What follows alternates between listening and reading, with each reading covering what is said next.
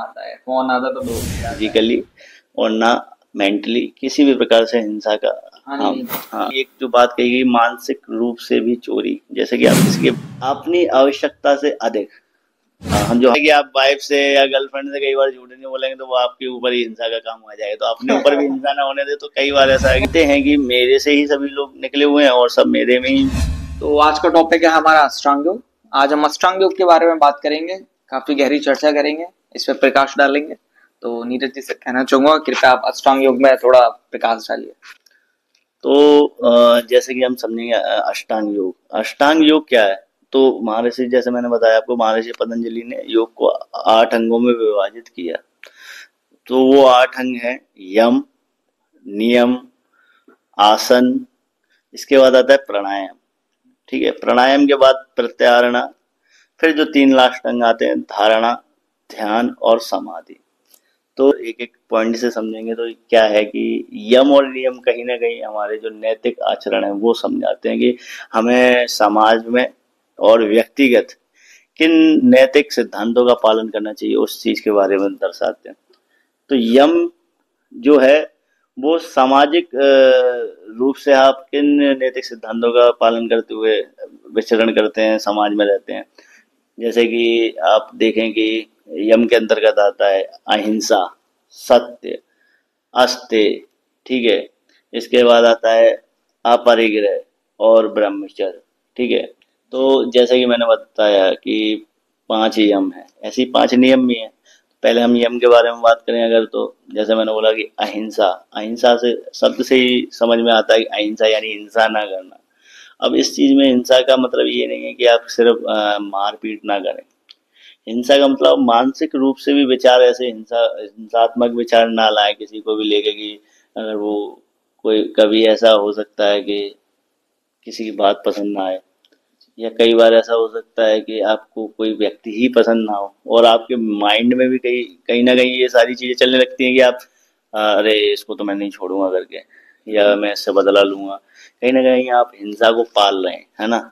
तो वो जो नैतिकता ये कहती है कि आप हिंसा को दिमाग में भी ना पालें।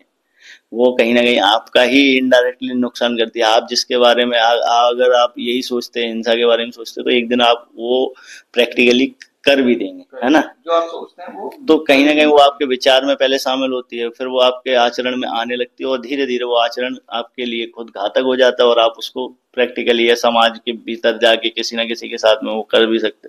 तो हिंसा से बचने का कहीं ना कहीं यही है कि आप जितना हो सके अपने विचारों को भी शांत रखें, शुद्ध रखें, उसके लिए उसी प्रकार की आहार भी रखें।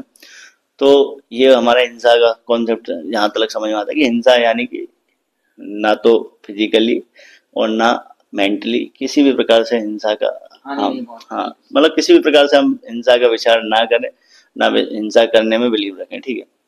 इसके बाद आता है हमारा अहिंसा के बाद आता है सत्य, ठीक है। तो सत्य में देखें तो सिर्फ झूठ नहीं बोलना, है ना।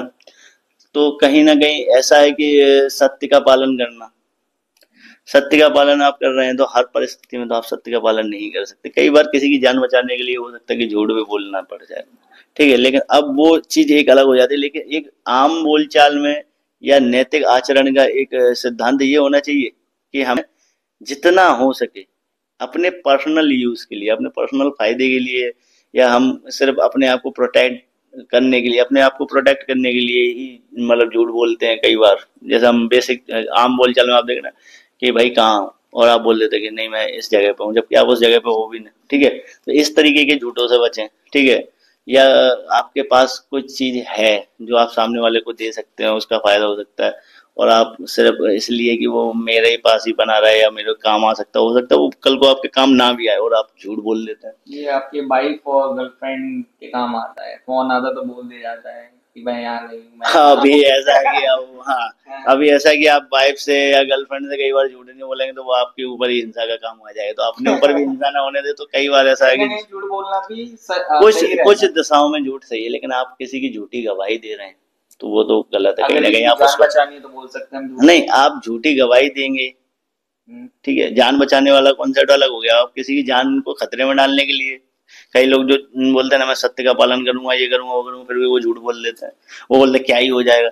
तो आपका आचरण एक तो दूसरे दोहरा बिगड़ रहा है। कहीं ना कहीं आप देखिए झूठ किस वे में बोल रहे हैं ना, वो आप सबसे छुपा सकते हैं, लेकिन अपनी अंतर आत्मा या अपने अपने जमीर से नहीं छुपा सकते। वो आपको मेला करती है बराबर, नहीं तो ये जो और नियम बेचैनियां है प्राप्त ये करती कंसीडर करती है ऐसे झूठ को, अगर किसी की जान बच रही है तो है। बोलना देखिए जरूरी है। इसमें कहीं भी ये नहीं बोला गया है कि आपको झूठ बोलना है, ठीक है। इसमें ये बोला कि सत्य का पालन करना है हर स्थिति में।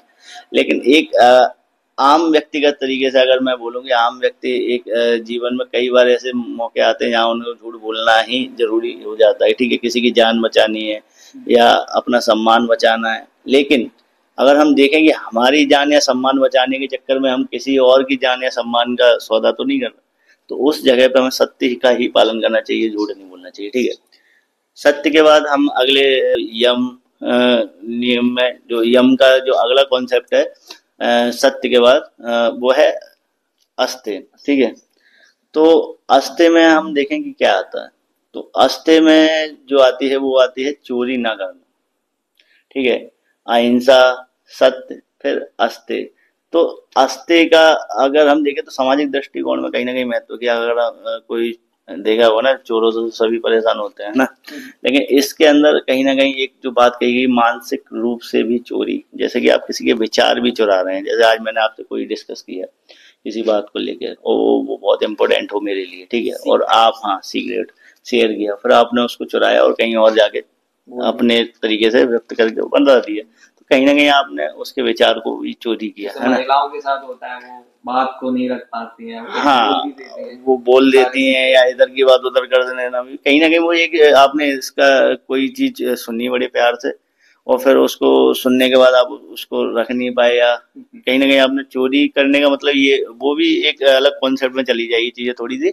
लेकिन अगर हम सही सही तरीके से समझें तो आप किसी के एज इट इज वो जो कहना चाह रहा है करना चाह रहा है आकर आपसे डिस्कस किया, तो आप वो विचार भी ना चुराएं। और आप कहीं हद तक वो चीजें भी है कि किसी का सामान चोरी कर रहे हैं, या कुल मिला के एक शब्द में मैं बोलूँ तो चोरी से बचना है हर प्रकार की। ज्ञान की चोरी कह सकते हैं जो एकलव्य ने ज्ञान की चोरी अगर आप बोलेंगे तो देखो ज्ञान चोरी का विषय है ही नहीं है। ज्ञान तो वो स्वतः ही अंदर से ही आता है, ठीक है। एकलव्य ने क्या किया था? अभी एकलव्य की अगर हम बात करें तो एकलव्य जो, अगर हम पौराणिक सीरियल जो हम देखते हैं टीवी में, टेलीविजन में, अंगूठा मांग लेते गुरु जी का उनके। हाँ वो गुरु जी ने अंगूठा मांगा था, नो डाउट। उनने कहीं ना कहीं ये देखा कि ये कहीं ना कहीं उनने विद्या को चुरी है। हो सकता है कि पौराणिक सीरियल में उस तरीके से ना दिखाया हो कि एकलव्य ने मूर्ति बना के गुरु की मूर्ति बनाई और अपनी अभ्यास खुद किया। तो खुद से किस प्रकार से उसने सीखा होगा सिर्फ मूर्ति बना के? कहीं ना कहीं चोरी छुपे उसने वो टेक्निकें देखी होंगी, फिर फॉलो किया होगा। आप प्रैक्टिकली भी अगर थोड़ा सोचें कि कैसे हो सकता है कि अगर उसे खुद आता था तो वो सीखने क्यों गया था गुरु के पास ना। और खुद कहीं ना कहीं नहीं आता था तो वो सारी चीज सिर्फ मूर्ति बना के प्रैक्टिस करने से तो नहीं आएगी। कहीं ना कहीं तो थोड़ी बहुत तो टेक्निक आपको पता ही होना चाहिए, है ना।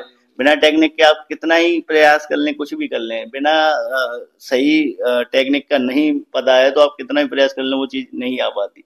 तो कहीं ना कहीं तो उसने टेक्निक हो सकता है छुप के देखी हो, है ना। जो चीजें शायद पौराणिक सीरियल में नहीं दिखाई है, हो सकता है वो उन महाभारत के ग्रंथों में लिखा हो या कहीं ना कहीं लिखा हो। तो हम उस चीज पे नहीं आएंगे कहीं ना कहीं। तो कहीं ना कहीं चोरी का निषेध है, ठीक है। तो चोरी का निषेध है इसमें।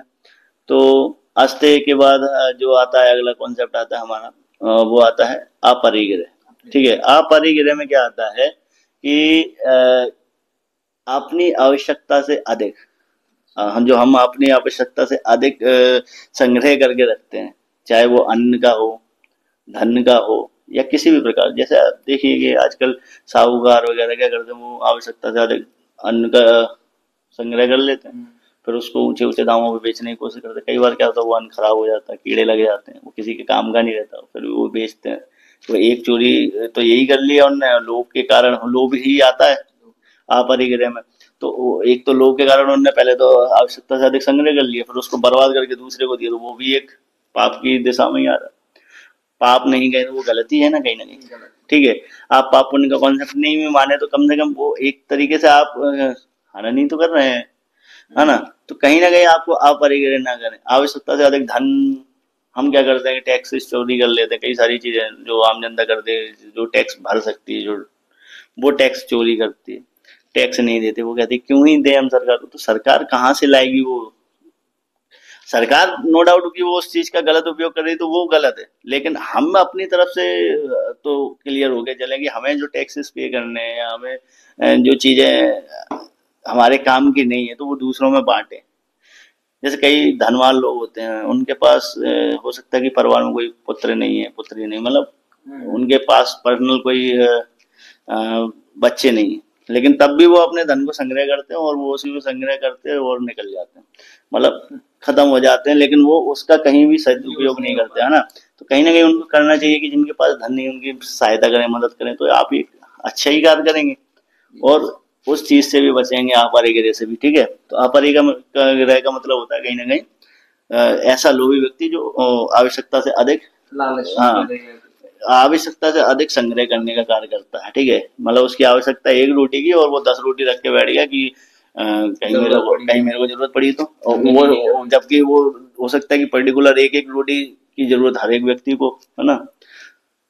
तो ये अपरिग्रह के अंतर्गत आता है। फिर आता है इसी में एक कॉन्सेप्ट और रह गया है, कहीं ना कहीं एक सिद्धांत रह गया है जिसे कहते हैं ब्रह्मचर्य।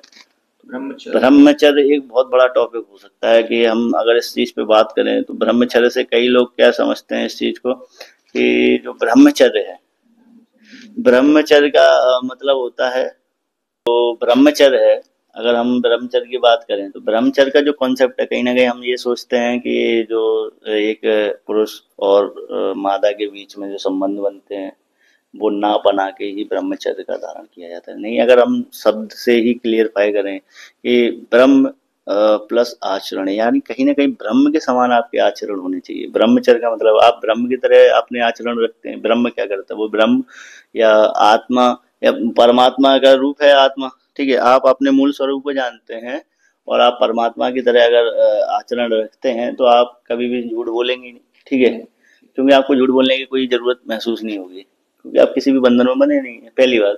दूसरी बात, आप किसी में भेद नहीं रखेंगे।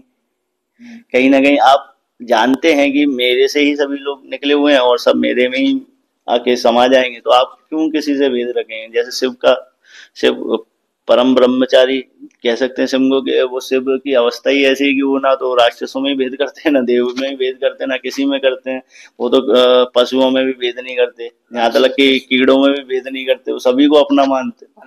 तो हम अगर देखें तो शिव जो हमारी आत्मा है, अगर हम आत्मा के कॉन्सेप्ट से समझे तो हम किसी में भेद नहीं करेंगे, हम ब्रह्म के समान आचरण रखेंगे। तो आचरण भी हमारा ब्रह्म के अनुसार होना चाहिए। ब्रह्मचर्य का मतलब यही नहीं है कि सिर्फ आप ऊर्जा को ही बचाएं, ऊर्जा को गलत तरीके से ना फैलाएं, वही सिर्फ, हाँ देख, वो भी एक कॉन्सेप्ट हो सकता है कि वो भी एक अच्छी बात है कि आप अपनी ऊर्जा को जितना हो सके सही कार्यों के लिए प्रयोग करने का कार्य करें, गलत चीजों में ज्यादा व्यर्थ ना बोलने में या फालतू बोलने में। उससे अच्छा आप अच्छा बोलें, फालतू देखने में ना फैलाएं, उससे अच्छा आप अच्छी चीजों को देखें, अच्छी चीजों को सुने समझें, जो आपके काम आ सकती हैं या समाज के काम आ सकती है या दुनिया के निर्माण के काम में आ सकती है। ऐसी चीजों पे अपनी ऊर्जा को लगाए, ना कि फालतू की चीजों। तो ब्रह्मचर्य का कहीं ना कहीं पूरा एक मिला जुला कॉन्सेप्ट है, उस पर कई गहन चर्चा भी हो सकती है, हम कभी बात कर देंगे इस चीज पे भी।